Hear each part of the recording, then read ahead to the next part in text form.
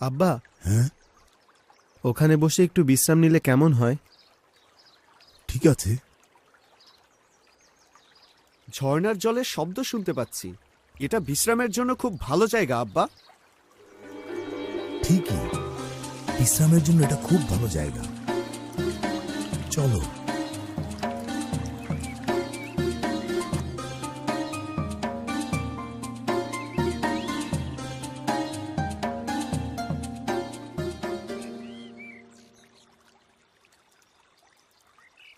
আব্বা, তোমার জীবন কাহিনী আমাদের বলো।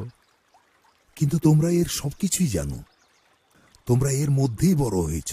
কিন্তু আব্বা, কিছু ঘটনা আছে যেগুলো আমাদের জানা নেই। ঠিক আছে, আমি শুরু থেকেই বলবো। তোমার জীবনের গল্প শুনতে আমাদের খারাপ লাগে না আব্বা? তোমার কাহিনী সমস্ত প্রজন্ম জানবে। বলা হবে মুসা আল্লাহর কথা মুখোমুখি বলেন। সেই সময়টা খুবই কঠিন ছিল, যখন প্রত্যেক ইব্রানি ছেলে শিশুকে ফেরাউন হত্যার আদেশ দেয়, যাদের বয়স 2 বছরের কম ছিল।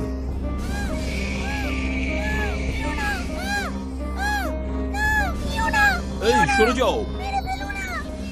তোমরা মানুষ না, তোমরা শয়তান। তোমরা আমার সব শিশুকে মেরে ফেলেছো। তোমাদের উপর অভিযোগ করুক, আল্লাহ তোমাদের বিচার করবেন না। আমাদের বিরুদ্ধে তুই কি করতে পারিস?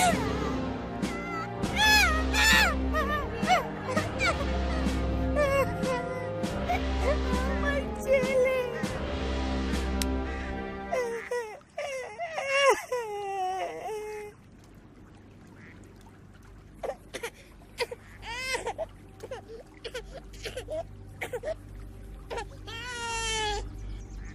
ও আম্মা, ও আম্মা, আমি জানি তোমার কি কষ্টই না হচ্ছে এখন।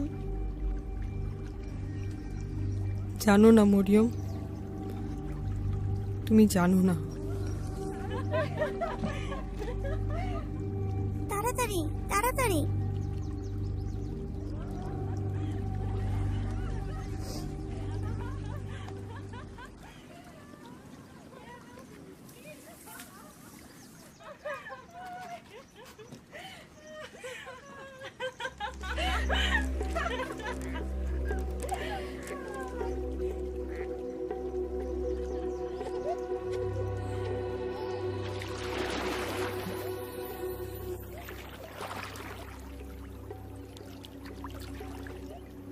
ওটা কিসের শব্দ?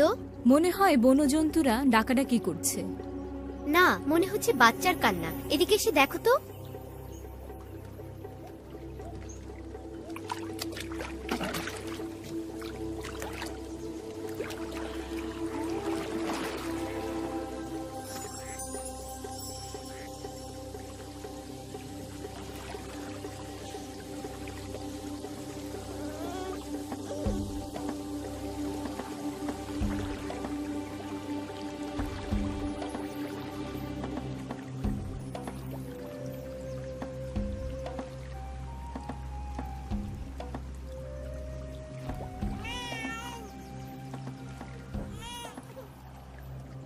শাহজাদি, এটা এক ইব্রানি শিশু। দেখুন, আমার আব্বা অনেক ইব্রানি ছেলে শিশুকে হত্যা করেছে।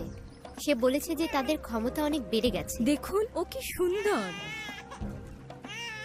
তোমার নাম দিলাম মুসা। মুসা মানে পানি থেকে উঠানো। ওর নাম মুসা। কারণ ওকে আমরা নদী থেকে তুলে এনেছি, তাই না শাহজাদি? হ্যাঁ, মুসা, পানি থেকে তোলা।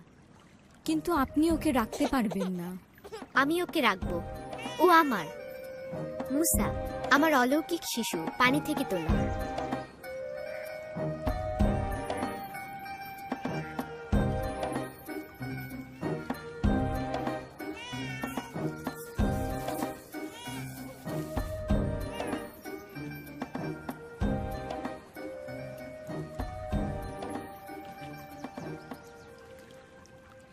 এই যে তুমি, এখানে এসো। এই বাচ্চার বিষয়ে তুমি কি জানো? এসো, এখানে এসো, তোমার কোনো ভয় নেই। তুমি কথা বলো মেয়ে। শিশুটির জন্য কি সাহায্যকারী দরকার?